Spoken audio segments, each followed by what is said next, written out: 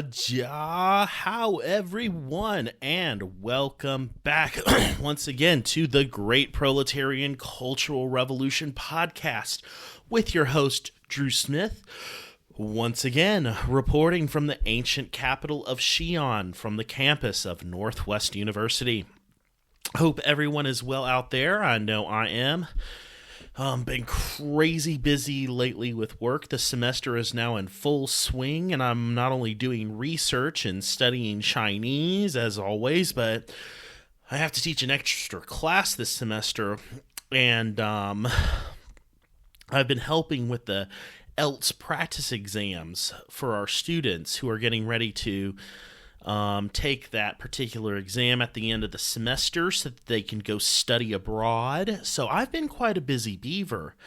But hey, you know what they say. Do what you love and you never have to work a day in your life and all that jazz. I had a great time in Chengdu, the capital of Sichuan province, which I definitely will return to. Only had about a day and a half to go sightseeing because I was so busy with the conference and whatnot, but I mean, wow, the Sichuan Museum's good. I like the Jinli and Quanzhai night markets, and Sichuan cuisine is honestly my favorite Chinese cuisine. It's so spicy and rich. So I was in high heaven every time I went out to eat or at the big banquets. Also, my 30th birthday came and went. Not 30th, 37th. Huh, I wish my 30th. But I'm 37 now. Can't believe I'm almost 40. Oh my goodness. So my partner Yu-kun and I went out and got Korean barbecue and had some birthday cake with some of my neighbors. Which I was genuinely happy about. You know, when you're 37, it's not like your 18th or 21st birthday or your 50th or, 65th birthday where it's a milestone year. So, I was okay with no big party or anything. For Mid-Autumn Festival and National Day, which overlap this year, we'll be heading to a cabin in the Qinling Mountains out in the Shaanxi countryside. And, that's going to be pretty dope. So anyways, now that we finished catching up, let's launch into our introduction. Today we're going to launch into our second thematic episode and possibly one of our most controversial episodes to date. This is one that could get some people riled up, especially some of the Western liberals and Han Chinese ethno-nationalists. They could get up in their feelings because I'm talking about two very contentious regions that we hear a lot about in discourse around China. Yes, my friends, we are going to be talking about Xinjiang and Tibet.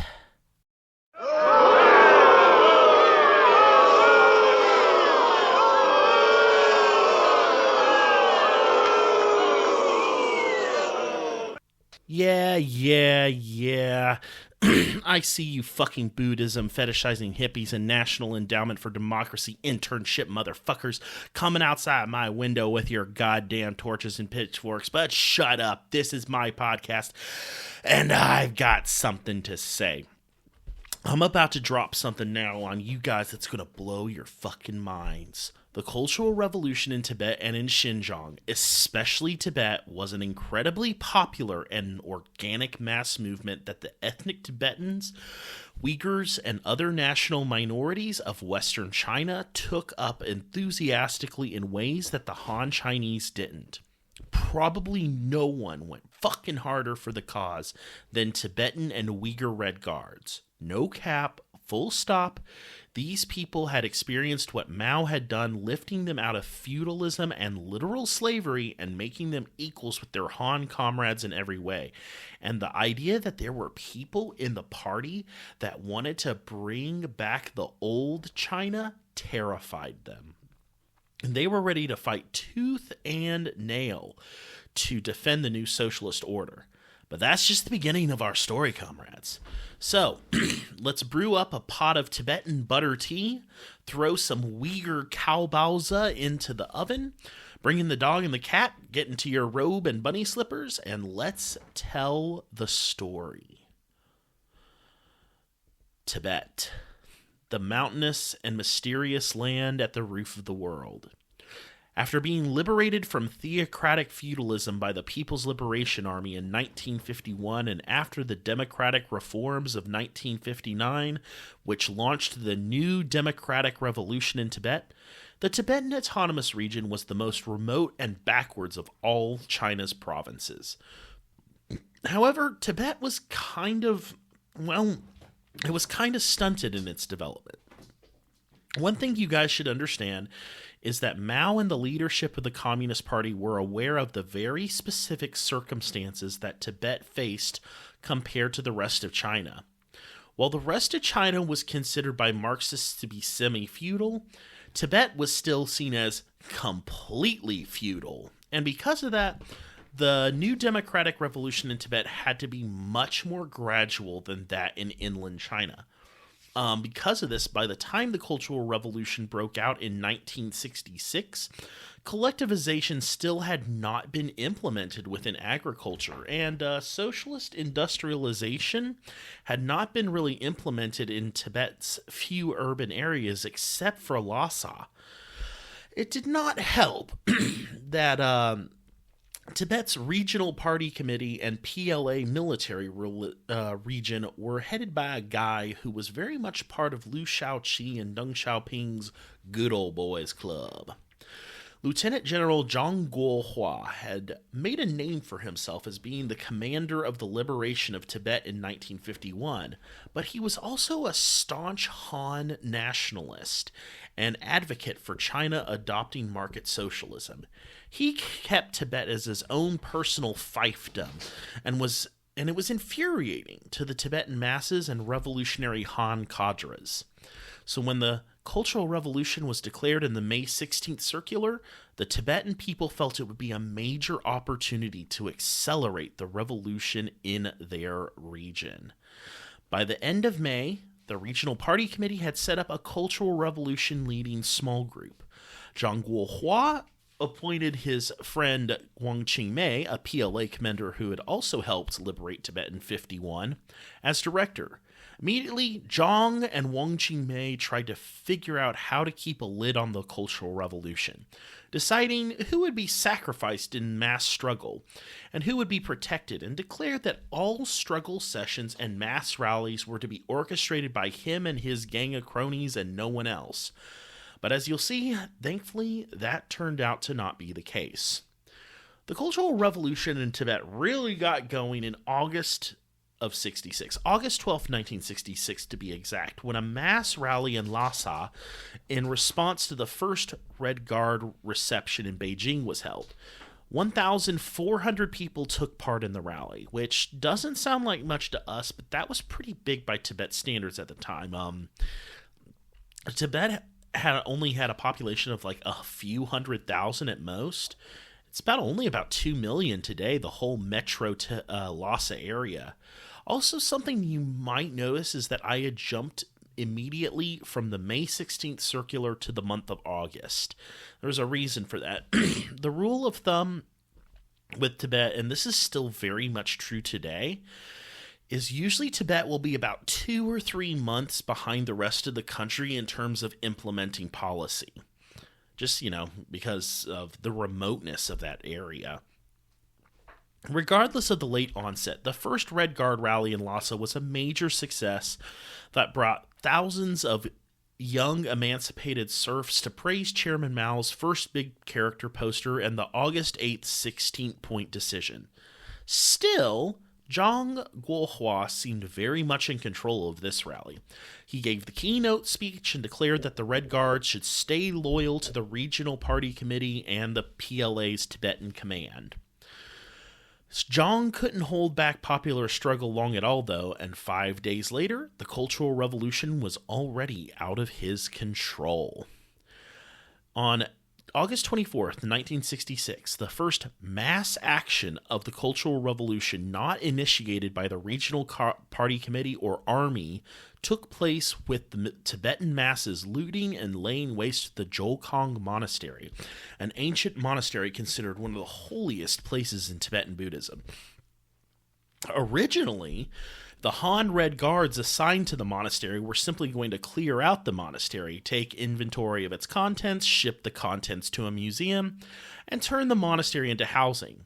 But when the local ethnic Tibetan Red Guards heard that Jokong Monastery was going to be cleared out, they called for the masses to march on the monastery, and all hell broke loose. That day, hundreds, maybe even thousands of Tibetan workers and peasants broke past their Han comrades and tore the monastery to shreds, burning the ancient texts, smashing every Buddha and Bodhisattva statue to pieces, putting every monk and lama through humiliating struggle sessions. For Tibetans, this was not seen as a destruction of their culture or of priceless historical relics, but a cathartic, intoxicating act of revenge upon a social institution that had oppressed them for centuries. For the people of Lhasa, it was a sign that the Cultural Revolution was to be a new birth of freedom for their people. The 50s were a time of reform, but the 1960s would be a time of socialist revolution. The Red Guards of Lhasa High School also took to the streets, making street demonstrations against Han chauvinism and Buddhist theocracy an almost daily occurrence. The children of the New Tibet loved Chairman Mao and hated the old society with every fiber of their being. And they showed it in the most bombastic ways possible. They began to organize some of the first struggle sessions against members of the old society that still had social influence, even if not official social power, in their communities. The first public struggle sessions began on August 27th. Across the prior weeks, the neighborhood committees, which were the people's committees of Lhasa's various districts but reconstituted on a hard Maoist line, had been gathering lists of ox, demon, snake spirits, as they were called, reactionaries from the old society that were still unrepentant about their past actions. They were, according to Tibetan scholar Serwing Woser, mostly clergymen, nobility, former statesmen, military officers from the old Tibetan army, landlords, and merchants. They were gathered and humiliated in mass assemblies where their past employees and serfs and slaves would testify about the horrible oppression they endured at their hands and shamed them for refusing to self-criticize and to help build the new China. Dozens of these mass struggle sessions, took place across Tibet across September and October. Like in other parts of China, some ended in violent beatings, and many targets were driven to suicide after their struggle session. But honestly, the ratio of genuinely bad people compared to innocent people just caught in the crossfire of struggle sessions in Tibet was much more lopsided towards the former than the latter compared to, say, the rest of inland China. So it's honestly harder for me to feel sympathy for the people I see in the photos and read about in the testimonies. I mean, this is going to sound dramatic, but I think of it like this. Would I feel sorry if I saw the Taliban being put through struggle sessions by women and tribal people in a hypothetical socialist Afghanistan? No. So if I may come across as callous, why should I care about these people? I know that's mean, but it's true. I don't care. After the first wave of struggle sessions and the settling of unsettled affairs pre-liberation, the movement began to proliferate, and Red Guards and rebel organizations began to form not just out of high schools and universities, but out of trade unions, women's committees, peasants' committees, and other mass organizations across November through December. National minorities like the Hui and Mongols began to set up their own rebel groups too, and the Hui were known for their tenacious and enthusiastic organizers in Lhasa. Revolutionary networking groups of Red Guards, mainly Tibetan students who were studying inland, but many of them were also Han comrades, came and joined in the struggle. It was quickly a genuine popular movement that the majority of Tibetans were supportive of. One man whose parents died during the Cultural Revolution later admitted years later in one text I read that most of what they did in those days was out of genuine love for the Communist Party and Chairman Mao. There were a lot of people with ulterior motives, but most people were in fact of the former type, end quote.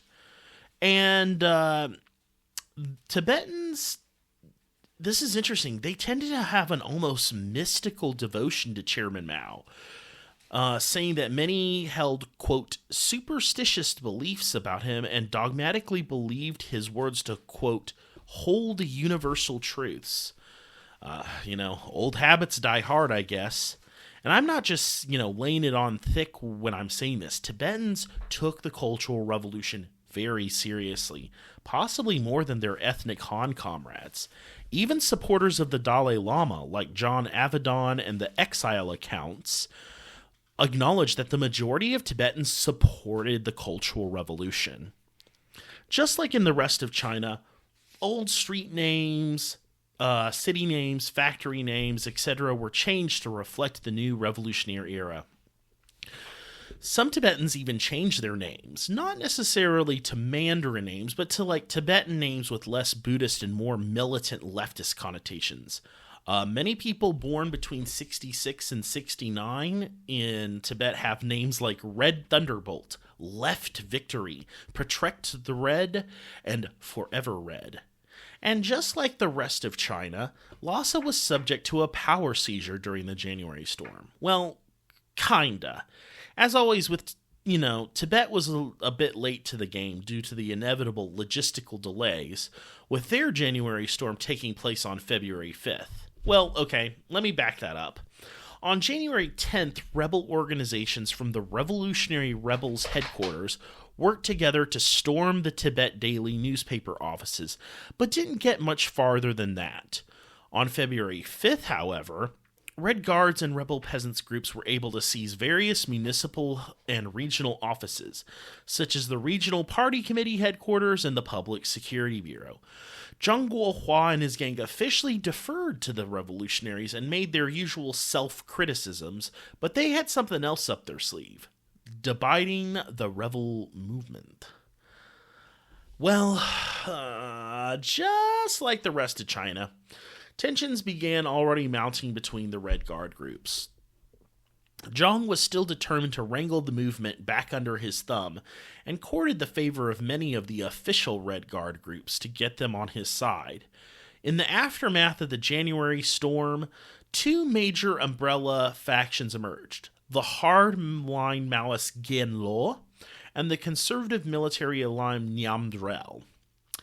Genlo was founded on the morning of December 22, 1966 as the Revolutionary Rebels General Headquarters, and was originally meant to make up the sole core of the rebel movement in Tibet. Their leader was Tao Changsong, a teacher at Lhasa High School. Their core membership was around the Red Guards of Lhasa University and Lhasa High School, the Red Rebels Regiment Red Guards of the Xianyang Tibetan Nationalities Institute, farmers and nomads who were members of the Revolutionary Rebels Commune, and workers from the trade union branches of the cement factory, machinery factory, and transportation teams number 1 and 2 in Lhasa. During the Cultural Revolution, they would consistently be the hardline Red faction in Tibetan politics, even after they officially dissolved. Nyamdrel was founded on the evening of February 5th, 1967 by mass organizations and cadres who opposed the February 5th seizure of power and was officially known as the Great Revolutionary Proletarian Alliance headquarters.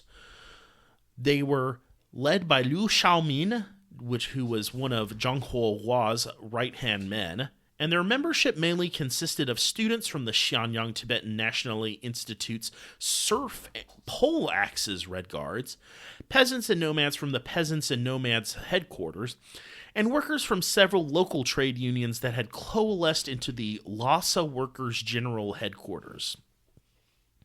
They were notably pro-Zhang Guohua and had the backing of the Tibetan military region of the PLA, so soldiers stationed in Tibet almost universally gravitated toward Nyamdrel. With the exception of the People's Militia and the People's Police, it seems like the militia and the cops sided with Genlo.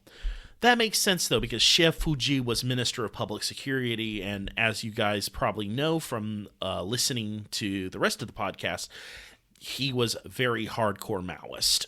So just remember these two words. Genlo were the left wing, and Nyamdrel were the right wing. The two factions, just like elsewhere in China, fiercely competed for the support of the masses and came to blows often. On March 5th, Nyamdrel held an oath-taking rally of 30,000 people in which they called for Genlo, who they denounced as ultra-leftist, reactionary, capitalist roaders, to be smashed, followed by a large parade through the city, which resulted in several scuffles with Genlo supporters. Later that month, Beijing issued an order freezing all factional conflict in the border areas next to India in the interest of national security. But the rest of Tibet continued to seethe with low-intensity civil conflict between Genlo and Nyamdrel. At first, things started with fists, but then fighting turned to slingshots, then swords, then knives, then spears, finally guns, rockets, and artillery. Genlo got lucky and got the official approval of the Cultural Revolution Group in Beijing as the main revolutionary organization. But Nyamdrel refused to back down. After all, they had the PLA on their side and all the street cred that followed with that. By May of 67, Genlo won a major battle by convincing Beijing to transfer Zhongguo Hua from Tibet to Sichuan, leaving a power vacuum among the rightists. In June, however, Nyamdrel counterattacked with PLA-provided weapons and street battles between the two factions left dozens dead across the region.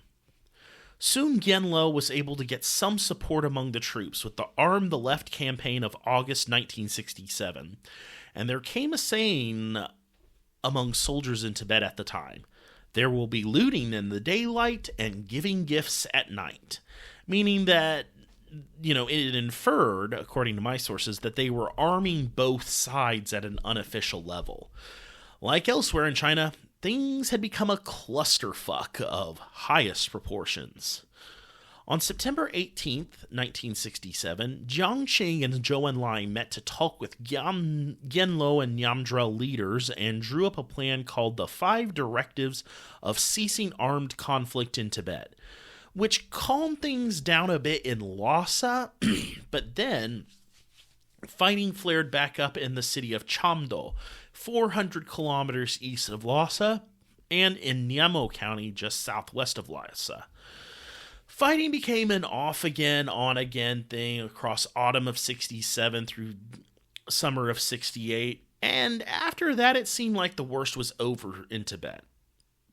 Most struggle between the two factions between these two seasons, it seems to have been more through debate and line struggle, and less through armed struggle, except in the more remote areas. The most dramatic and brutal armed action of the factional fighting happened, however, on June 7th, 1968, when in response to a series of taunting propaganda broadcasts via the Genlo-operated loudspeakers around Lhasa, Nyamdrel-aligned PLA troops slaughtered 12 Genlo rebels and wounded 361 others in an attack on the Zhoukang Temple, which had become Genlo's central offices of the time, before being beaten back.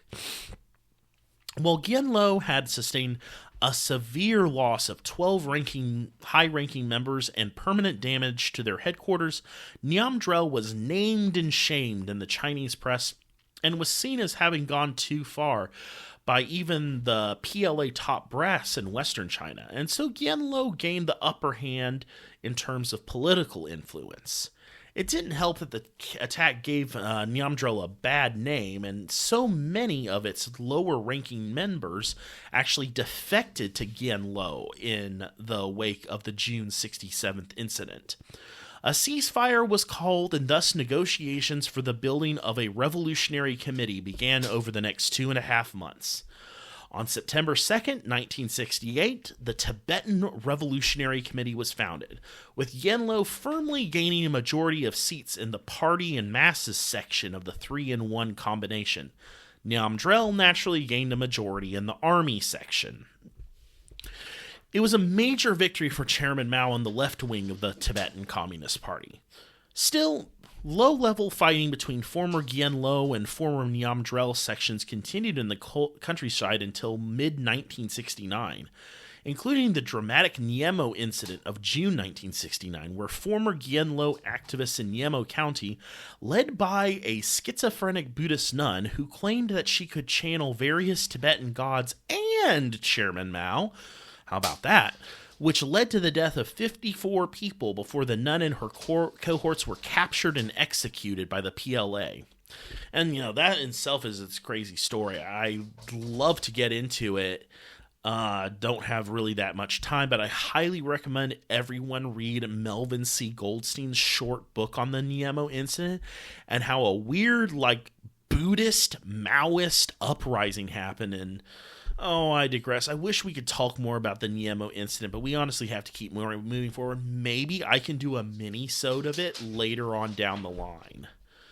After the September 68 foundation of the Tibetan Autonomous Regions Revolutionary Committee and the holding of the April 1969 Ninth Congress of the CPC, the revolutionary left within the Tibetan party apparatus was able to institute large-scale socialist reforms across Tibet. Tibet was finally able to institute the people's communes like the rest of China had in the 1950s, and by early 1970, nearly 700 people's communes were in operation.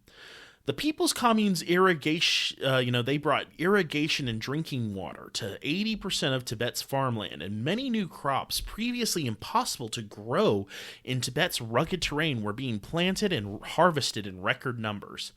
While there was some class struggle, many middle-class peasants did not want to collectivize and were content with the land reform of the 50s. And that interrupted some harvests. Food production in Tibet actually doubled, and hunger and starvation was essentially wiped out from Tibet and has never been a problem since.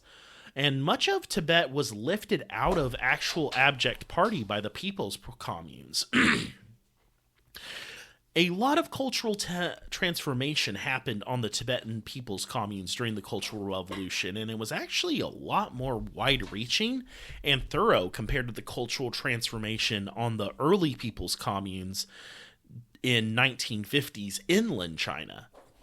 Arranged marriage and polygamy were stopped, and women became a majority of leadership in the people's communes and revolutionary committees in many parts of Tibet. The famous Barefoot Doctor's Manual was published in Tibetan and used to train thousands of new doctors among the serfs. Medical colleges in both modern medicine and traditional Tibetan medicine were opened in most major towns. 80% of Tibet's countryside now had access to modern healthcare, with something like half of new doctors being women. Socialist industrialization also accelerated at a breakneck pace compared to the rest of China, and the economy within the Tibetan region thrived. In 1964, there had only been 67 factories, almost entirely in Lhasa. By 1975, there were 250 large state-owned enterprises operating across the entire region. Hydroelectric dams were built, and much of the Tibetan countryside began to have electricity. By the end of the Cultural Revolution, half of the top leaders were native Tibetans. Half of them were new cadre in their early 30s, often from serf and slave backgrounds. Women became leaders at all leadership levels. In one county, the Revolutionary Committee was all women, and out of 27,000 Tibetan cadre, 12,000 were women. After the fall of Lin Biao in 1971, Tibet began to run into trouble. Some of Lin's closest supporters were prominent members of Gyallo and, by extension, Tibet's Revolutionary Committee, and so many of them were stripped of their power. In the following power vacuum, Ren Rong, a PLA general who had initially fallen from grace in 1967 because of his involvement in the February countercurrent, suddenly emerged as the new leader in Tibet, and with it, Tibet took a dramatic rightward turn in late 1972. Upper-class Tibetans reappeared in high posts, and Ren Rong wanted to reopen negotiations with the Dalai Lama. By the end of the year, however, a new mass campaign directed against Ren and his clique emerged, which criticized, quote, bourgeois extravagance, capitalistic profit motive, and economic waste. In 1973, negotiations with the Tibetan government in exile were halted. In 1974, the criticized Lin Biao and Confucius campaign, and in 1976, the campaigns against Deng Xiaoping were launched and taken up quite enthusiastically among the Tibetan masses. Sadly, like the rest of the Cultural Revolution, the story of Tibet doesn't have a happy ending. With Mao's death and the rest of the Gang of Four, the Tibetan Revolutionary Committee and the Tibetan Military Regional Committee declared their allegiance to Hua Guofeng and Deng Xiaoping. This led to the military suppression of the Tibetan people in the 1980s, the restoration of the monasteries, the wholesale exploitation of Tibet for things like mineral wealth and lumber and oil, and the use of, commercialized, quote, Tibetan culture, man, to cater to the rich Western tourists. And they also brought back severe Han-centered policies which subjected the Tibetan people to the national and cultural oppression which they are still subject to this very day. But let me tell y'all, for those 10 years, something amazing happened in Tibet that, in my opinion, undeniably changed Tibet for the better and really brought them a much better quality of life. So, here, let me get a sip of water. Crazy story, huh? And now let's turn our thoughts to Xinjiang. Xinjiang, the ancient land of the big skies, the heart of the Silk Road and a crossroads for countless civilizations since time immemorial. One of my favorite places in China to travel to, honestly. It's China's largest province at 650,000 whopping square miles, and it's also its most ethnically diverse, with dozens of ethnic groups scattered around the wide open terrain of mountains, deserts, prairies, and oasis towns. Funny story, when I first got to Xinjiang last summer, when I got there, the security guards actually mistook me for a national minority. They didn't say what, but they thought I might be a Uyghur or one of the ethnic Russians, one of the ethnic Kazakhs, something like that. Xinjiang, it's a magical place. It really is.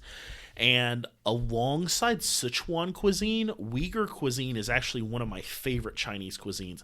Definitely, if you can find a Xinjiang restaurant or a Uyghur restaurant in your town, a lot of people out in the West Coast, you can actually find them. Definitely check it out. It's delicious.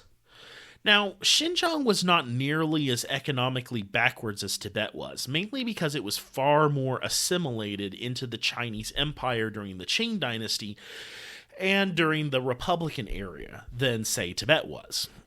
It was still quite a backwater area throughout that time, though, including in 1966, and still to this day, a lot of Xinjiang is very remote and has a lower income level than most of the inland areas.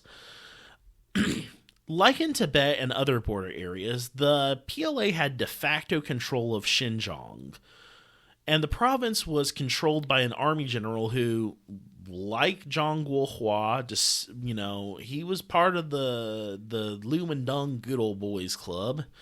He was a massive Han chauvinist, but the thing is he held on to power because of his OG status. He was the guy who led the liberation of Xinjiang in October of 1949. His name was Wang Enmao, and let me tell you, just like how I feel about Zhang Guohua, as a historian of China, I am not a big fan of Wang Enmao.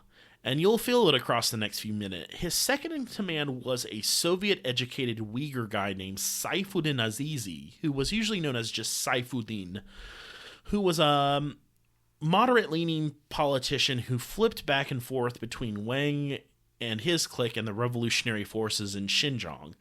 Although, as you'll see, he will end up eventually siding with the right wing. On June 19th, Radio Urumqi, which was firmly aligned with the left, declared that the Cultural Revolution had come to Xinjiang and the capitalist monsters and freaks that had been running the Autonomous Regions Party apparatus would be swept away by a mass upsurge of people of all nationalities within Xinjiang.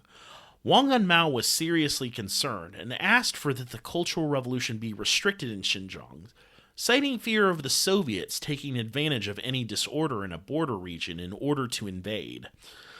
Xinjiang Daily newspaper, which was much more aligned with Wang, released their own declaration of support of the Cultural Revolution, but declared that the regional party committee must lead the workers and peasants to simply creatively study and apply Chairman Mao's works through education, making it clear that they believe that revolution must always be a top-down affair. During the months of July and August, Red Guard groups sprouted all around Xinjiang, ranging from revolutionary to conservative to ultra-leftist. Some attacks on mosques and Uyghur cultural heritage sites were reported during the Destroy the Four Olds campaign of August through December of '67, particularly by official Red Guard groups. But all reports from Beijing seem to report that Mao wanted to constrain overzealous attacks on Uyghur or Hui culture, or even Islam for that matter, for fear of pushing the national minorities into the camp of the Soviets. This sensitivity and sense of tolerance towards minority cultures and religions seemed to work, actually, with my research showing that Uyghur and Hui Muslims overwhelmingly supported the, quote, rebel Red Guards and the leftist mass organizations after winter of '66. On August 20th, 1966, Wang and Mao celebrated a celebration of the August 18th Red Guard reception in Beijing with a military parade in Urumqi to once again establish his dominance over the movement, with the usual denunciations of the bourgeois reactionary line, Liu Shaoqi and Deng Xiaoping, the Soviet socialist imperialists, yada, yada, yada. But it's interesting.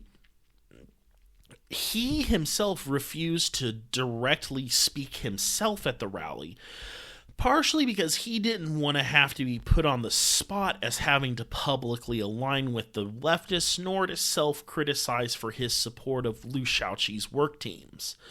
The last 2 weeks of August were a tizzy, with the Red Guard movement completely sweeping through students and teachers of both high schools and universities in Urumqi, Karamay, Kashgar, and Turfan. The big character posters were posted everywhere. Name places were changed to more red names, and soon mass organizations of revolutionary cadres and trade union workers were throwing their hat into the ring to support the Red Guard upsurge. And it seems to me, this is interesting, that teachers and professors, intellectuals in Xinjiang were overwhelmingly supportive and worked under the leadership of the student Red Guard groups, which kind of, flies in the face of the whole narrative of during the Cultural Revolution. They killed all the intellectuals, the students murdered all the teachers. But I can tell you, in Xinjiang, it doesn't seem like that was the case. On August 26, a group of Red Guards from the mainland, primarily Han and Hui in their makeup, arrived in Urumqi to take part in revolutionary networking, while another group of Uyghur and Hui Red Guards pulled out of Urumqi's central train station to head east to do their own part in the revolutionary networking. However, things quickly turned harsh when Wang and Mao refused to receive the incoming Red Guards, resulting in a sit-in protest outside of his offices by 300 Red Guards from inland. Despite attempts to get them to leave, these outsider Red Guards used the events to agitate in the immediate area and won the sympathy of the workers and cadres within the area. By September 3rd, well over 1,000 Uyghur youth came to join the sit-in protest. Wang met with the protesters and told them to call off the demonstration, calling the radical youths from Beijing and elsewhere children of landlords and capitalists, and shut down the debate. This became known as the September 3rd incident and was a major public gaffe for Wang because the radicals used his behavior and rhetoric towards the protesters against him in big character posters and propaganda posters. Another 5,500 Red Guards from the rest of China poured into Urumqi in September to help sharpen the struggle against Wang. The PLA was sent out into the factories and fields to work alongside the masses and help make sure production was not disruptive. This helped diffuse a lot of tension between rank and file soldiers and the masses, which benefited both the left and right within Xinjiang. Most importantly, in my opinion, however, is it benefited the people. Serve the people was the slogan, and it kept the Soviets from being able to use propaganda to encourage local residents to defect to their side. So, yeah, good on them. In October, the factionalism between left and right Red Guard groups became far more pronounced. Soon, Wang and his faction set up the Urumqi General Headquarters of Revolutionary Rebels and Red Guards, which was called the First Headquarters. Immediately after that, the radical Maoists split and coalesced into the Xinjiang Revolutionary Red Guard Headquarters, which was called the Second Red Headquarters. So from now on, I'm going to call Wang's faction the First Headquarters, and I'm going to call the Maoist faction the Second Red Headquarters. Both sides promised to hit hard, pull down, and completely discredit each other. During the last weeks of December, it seemed that there was an uptick in attacks on religious institutes like mosques and Buddhist temples. Red Guards worked to close mosques and paraded imam through the streets while covered in paint and subjected them to struggle sessions. However, it seems that the anti-religious campaign was quite short-lived, possibly for reasons I said above. And, one thing that my research, for this episode really drove home was, the most fanatical and destructive Red Guard factions were always the conservative factions that were indirectly tied with Liu Shaoqi and Deng Xiaoping. In both the cases of Xinjiang and Tibet, with the exception of some attacks on temples in Lhasa in 1966, it was the rightists who tried to redirect everything during the opening months of the Cultural Revolution into the Destroy the Old World campaign by having their cliques target traditional heritage and cultural relics to bring the national minorities to heel. For them, it was better for the masses to punch sideways rather than to punch up, and it was better for them to attack already toppled or politically irrelevant feudal nobility, lamas, and imams rather than revisionists who held actual political power within the local party and state apparatuses. So when when anti-communists tell you that the Red Guards were being sent by Mao to destroy ancient Chinese, Tibetan, and Uyghur civilization, they don't know what they're talking about. They don't see that the Red Guard movement had a Maoist wing, an ultra-left wing, and a right wing to it. And, these factions all approached the mass campaigns in very different ways. As we always see on this podcast, there's always more than meets the eye when it comes to the Chinese Cultural Revolution. The last week of December and the first week of January saw large-scale anti-Wang demonstrations in Urumqi and Kashgar that were put down by the PLA, and violent clashes between Red Guards and the PLA were reported in other places. However, Wang still had a right to be nervous, as now it was seeming some PLA units were beginning to declare their support for the radicals against him in the Second Red Headquarters. On January 25th, the January storm came to Xinjiang. At first, the First Headquarters tried their own fake power seizure and started setting up provisional revolutionary committees, but it doesn't seem like these provisional revolutionary committees really went anywhere. Within a couple of weeks, they were just not seen or heard about.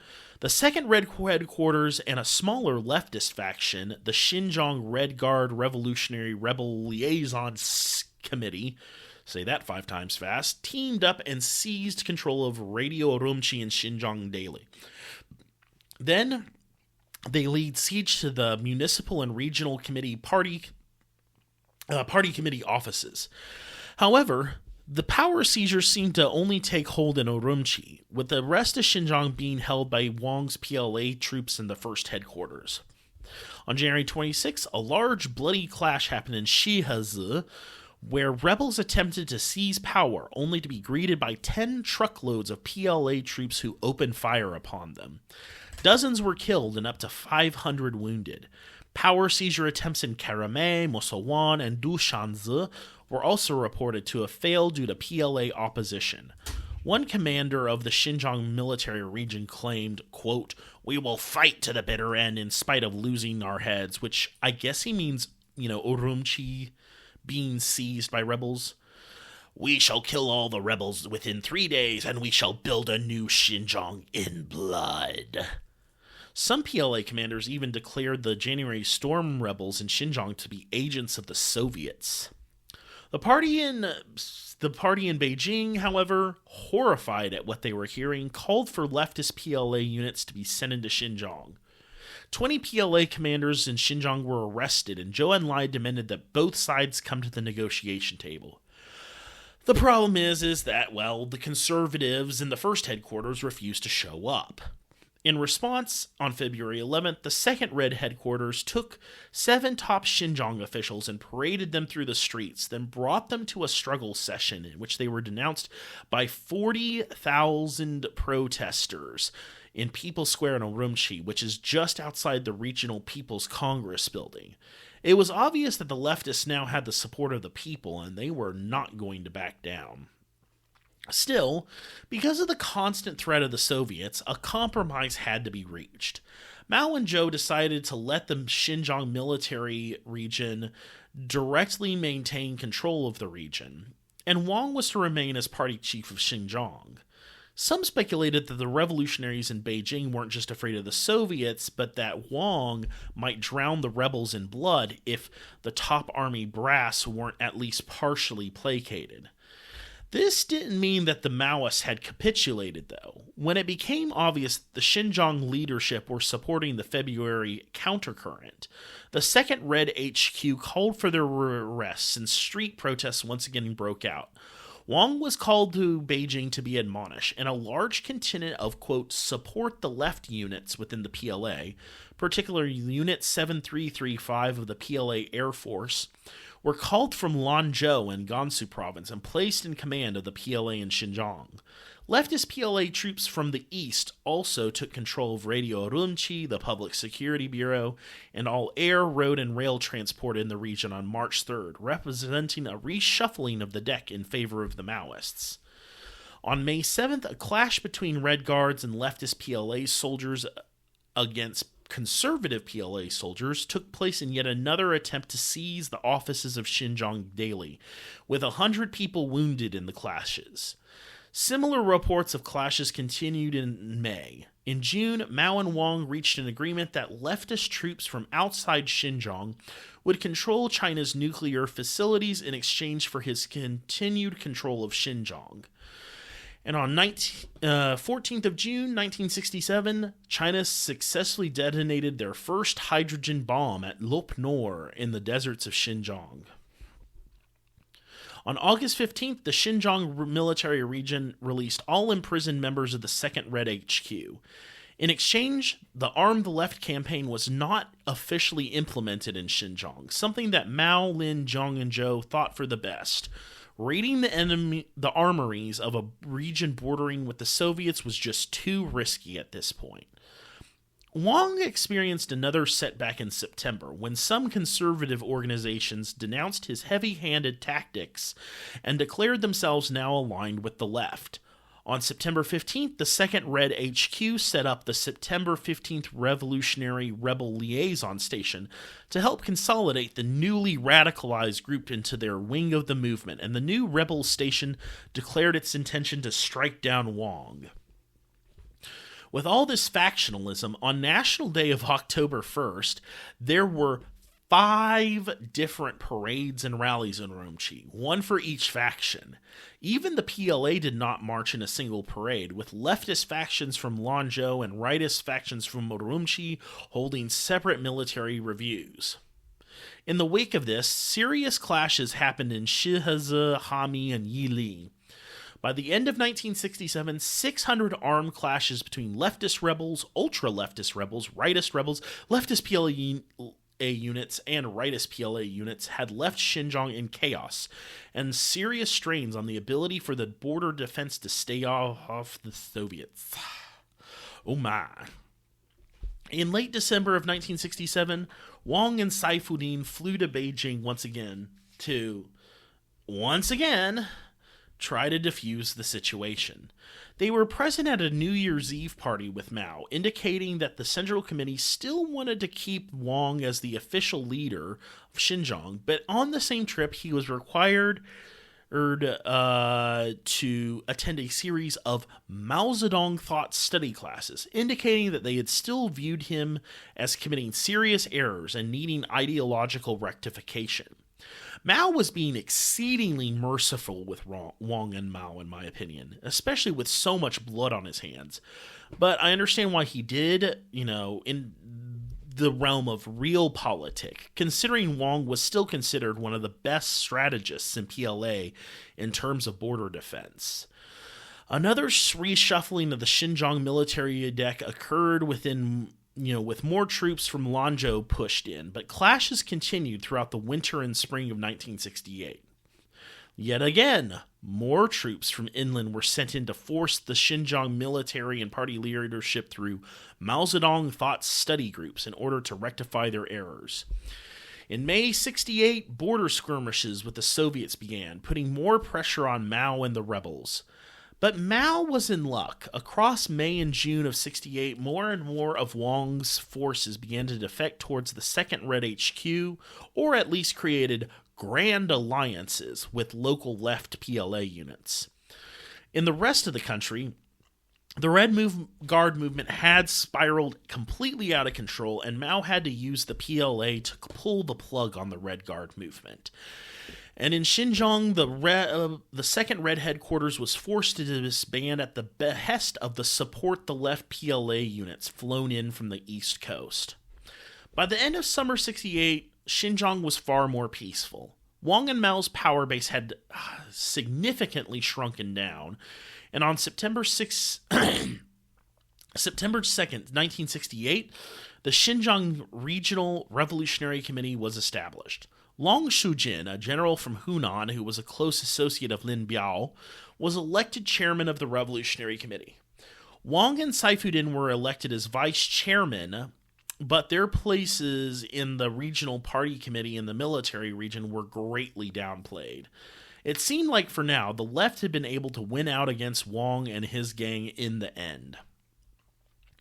Still, there was plenty of strained unity among the rebel groups. Bad blood still ran through people's veins.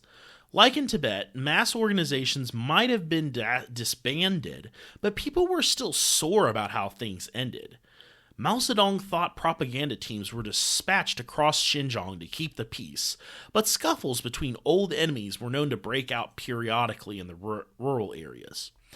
This was bad because Mao knew that the attacks by the Soviets were inevitably going to step up, so unity, even if imposed artificially from outside of Xinjiang, was going to be paramount. The propaganda teams were made into armed patrols that were to keep the former factions from tearing at each other and protecting the revolutionary order. Wang, despite his place as a continued public official, was constantly lambasted in the regional and national press, and he became less and less noticeable in terms of appearances at rallies and meetings.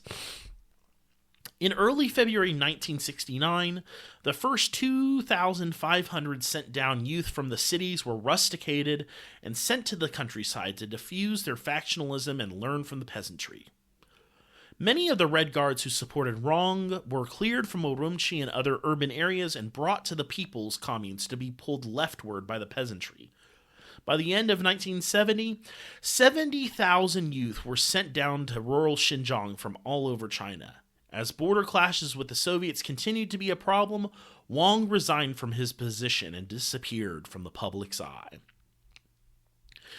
In June 1969, a good harvest was reported in Xinjiang, signaling that production was not terribly disrupted in the area, though a drought in the summer followed by a blizzard in the winter of that year disrupted things a good bit and caused harsh suffering in the rural areas.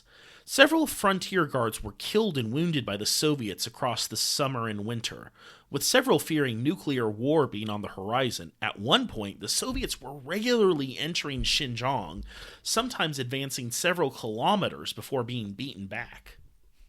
After the end of the Sino-Soviet border conflict in September of 1969, in which the Chinese successfully staved off a Soviet invasion, life returned to somewhat normal during that time.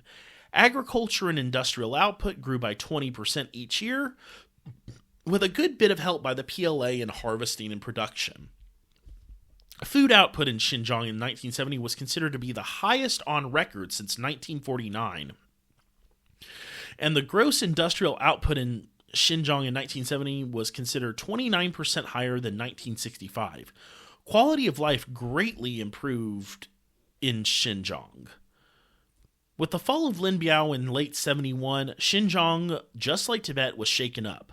Long Shujin's place as regional party chief and chairman of the Revolutionary Committee was no longer stable, and Xinjiang press talked about a new wave of counter-revolutionaries trying to derail the Cultural Revolution in Xinjiang.